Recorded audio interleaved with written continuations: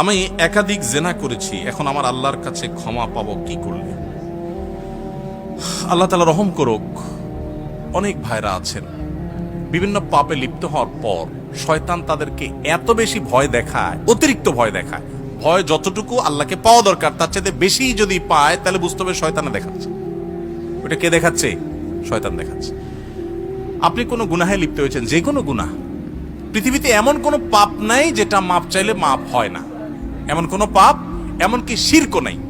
শিরকের গুনাহ যদি করার পরে মাপ চায়, তওবা করে, মাপ হবে না? হবে না?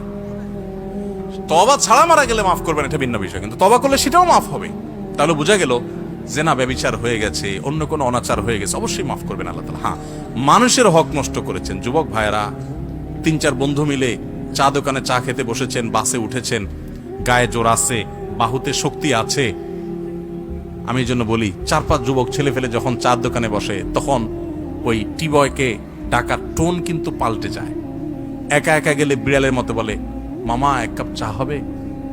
আর 4-5 জন গেলে কি বলে? এবারে চা দে। কথা কানে যায় না? কতক্ষণ ধরে বসে রয়েছি?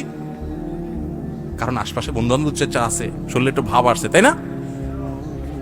আহা, এই মাস্তানি, এটার বিচার হবে, এটার বিচার হবে। দুনিয়াতে সে বেচারা বিচার পাবে না, কিয়ামতে বিচার।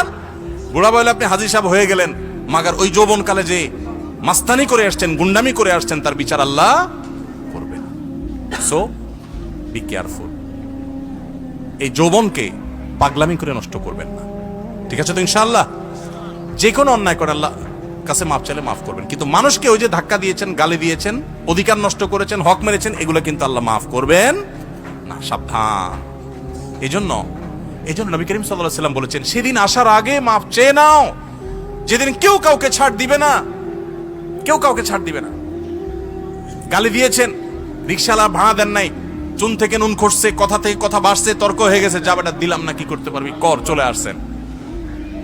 এটার ছাড় কিয়ামতের দিন হবে না। নবী সাল্লাল্লাহু আলাইহি ওয়াসাল্লাম বলেছেন, দুনিয়া থাকতে এগুলা মিটমাট করো, এই মামলা নিষ্পত্তি করো, তার হাতে পায়ে ধরে মাপ চেয়ে এটাকে শেষ করে যাও, কিয়ামতের ময়দানে